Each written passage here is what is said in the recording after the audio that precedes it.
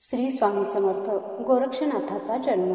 अयोध्येहून मच्छिंद्रनाथ निघाल्यानंतर मथुरा, अवंती, काशी, काश्मीर, मथुरा, प्रयाग, गया आदी करून तीर्थे करीत करीत तो बंगाल्यात गेला. तेथे चंद्रगीर गावात उतरल्यावर भिक्षेस निघाला असावा. एका ब्राह्मणाचे घर दिसले. ते पाहताच त्यास भस्माची आठवण झाली.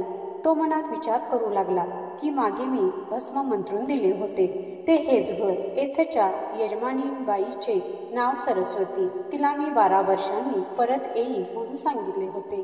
तिचा मुलगा कसा आहे तो पाहावा असा विचार करून तो त्या घराजवळ गेला व बाहेरून त्याने तिचे नाव घेऊन हाक मारली. हाक ऐकून ती बाहेर आली व गोसावी पाहून भिक्षा आणून घालू लागली. तेव्हा खून पटण्यासाठी त्याने तिला तिचे व तिच्या नवऱ्याचे नाव वगैरे विचारले. त्यावरून तिने आपले नाव सरस्वती, नवऱ्याचे नाव दयाळ व जात गौड ब्राह्मण वगैरे सर्व सांगितले. तेव्हा त्यास खून पटली. मग मुलगा कोठे आहे म्हणून त्याने तिला विचारले असता मला अजूनपर्यंत पुत्र झालाच नाही असे तिने उत्तर दिले. हे ऐकून मच्छिंद्रनाथ म्हणाला, तू खोटे का बोलतेस? तुला पुत्र होण्यासाठी मी विभूती मंत्रून दिली होती, ती काय झाली? असे विचारताच ती घाबरली व आपण ती उकिरड्यावर टाकली. हे वाईट केलं म्हणून तिला पूर्व पश्चाताप झाला. आता हा कानफाड्या माझी काय दशा करील कोण जाणे.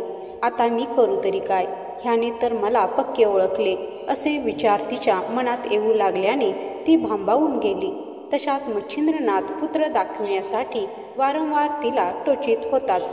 नंतर ती त्याच्या पायावर मस्तक ठेवून म्हणाली, योगीराज, माझा विश्वास नव्हता म्हणून तुम्ही दिलेला प्रसाद मी उकिरड्यावर टाकून दिला. ह्या माझ्या अन्यायाची मला क्षमा करा.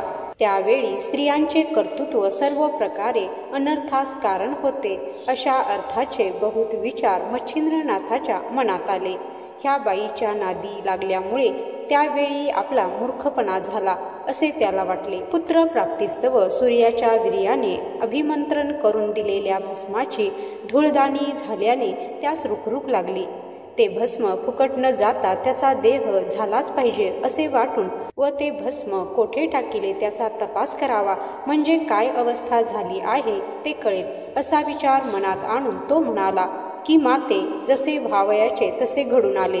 तुझवर जरी मी आता रागवलो तरी माझ्या पदरात काय पडावयाचे आहे. होणारी गोष्ट होऊन गेली.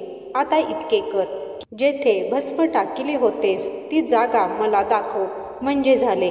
मच्छिंद्रनाथाने असे म्हटल्यावर तिची भीती उडाली. मग जेथे भस्म टाकिले होते तो मोठा उंच गोराचा ढीग त्यास दाखवून येथेच भस्म टाकले असे ती म्हणाली. ती जागा पाहिल्यावर त्याने मुलास उद्देशून हाक मारली की हे प्रतापवंता हरिनारायणा सूर्यसुता, तू जर गोवरात असलास तर बाहेर निघ.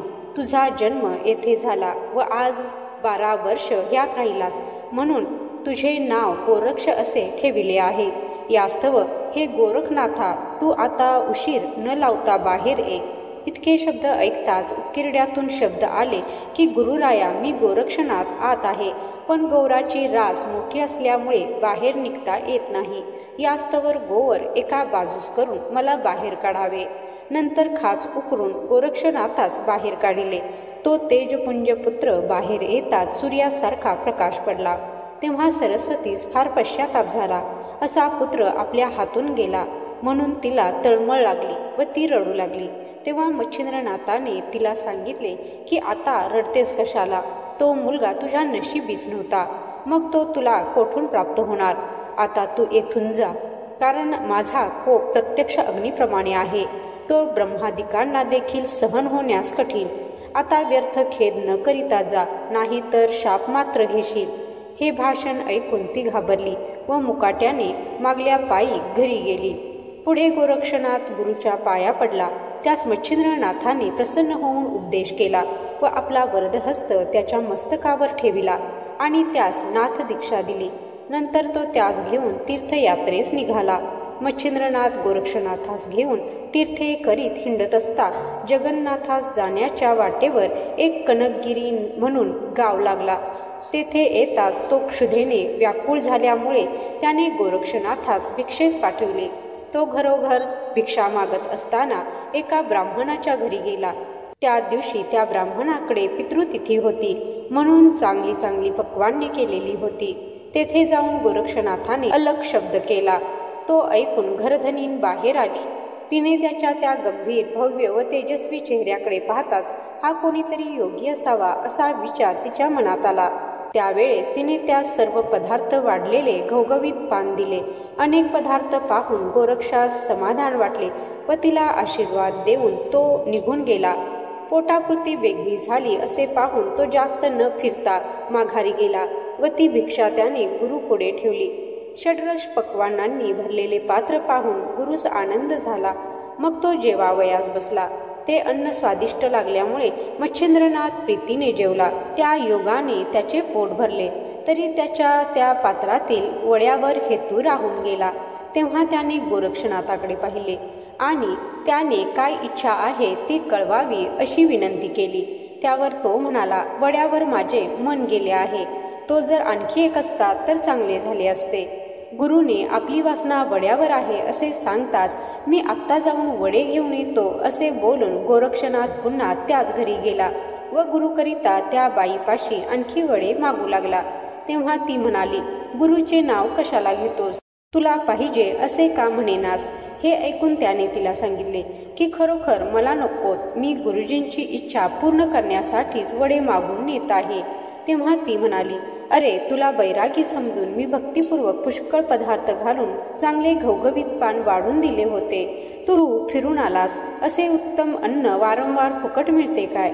हे तिचे शब्द ऐकून गोरक्षनाथ म्हणाला, मी तुला जे मागशील ते देतो, पण गुरूंची इच्छा पूर्ण करण्याकरिता मला वडे दे. हे ऐकून त्याची परीक्षा पाहण्याकरिता तिने त्याचा एक डोळा मागितला. तेव्हा गोरक्षनाथाने लागलीच डोळ्यात बोटे घालून आतले बुबळे काढून व ते तिच्या हवाली करू लागला. तेव्हा डोळ्यातून रक्ताची धार वाहू लागली. हे साहस कृत्य पाहून तिने तोंडात बोटे घातली. तिची छाती दडपून गेली. तिला त्याचा फारच कळवळा आला. ती 5-7 वडे घेऊन बाहेर आली व ते त्याच्या पुढे ठेवून हात जोडून म्हणाली, महाराज, मी सहज बोलले. माझ्या अन्यायाची मला क्षमा करा. दुसऱ्याकरिता तुम्ही साधू अनेक प्रकारचे क्लेश आपल्या जीवास करून घेता वगैरे त्यास म्हटल्यावर गोरक्ष म्हणाला, तू का खंती होतेस? वड्याच्या मोबदला मी तुला डोळा दिला. तेव्हा ती म्हणाली, मजवर कृपा करून बुबुळासह अन्न घेऊन जा व माझे अन्याय पोटात घाला. मग गोरक्षनाथ तिचे समाधान करून बुबुळ व वडे घेऊन निघाला व परत गुरुकडे आला. त्याने डोळ्याचे व्यंग दिसण्यात येऊ नये म्हणून पट्टा बांधिला होता. पट्टा बांधण्याचे कारण गुरुने विचारले, परंतु ते ऐकून त्याला दुःख होऊन तो वडे खाणार नाही व त्याची इच्छा तशीच राहून जाईल म्हणून त्याने पट्टा सहज बांधिला म्हणून सांगितले. पण गुरुने डोळा दाखविण्यासाठी हट्ट घेतला. तेव्हा गोरक्षाने झालेला सर्व प्रकार कळविला व अन्यायाची क्षमा करण्याकरिता विनंती केली. मग बुबुळ मागून घेऊन मच्छिंद्रनाथाने मंत्र म्हटला व नाथाच्या डोळ्यात ते बसून डोळा पूर्ववत केला व मांडीवर बसून त्याच्या तोंडावरून हात फिरविला. नंतर उभयंतांनी भोजन केले. तेथे महिनाभर राहून मच्छिंद्राने त्यास साबरी विद्या शिकवली आणि अस्त्रविद्येतही निपुण केले. हा अध्याय नेहमी वाचला किंवा ऐकला तर इच्छा असलेल्या विद्या साध्य होतील. ब्रह्मज्ञान, रसायन, कविता वगैरे सर्व विद्या अवगत होतील. 9वा अध्याय समाप्त. जय श्री स्वामी समर्थ.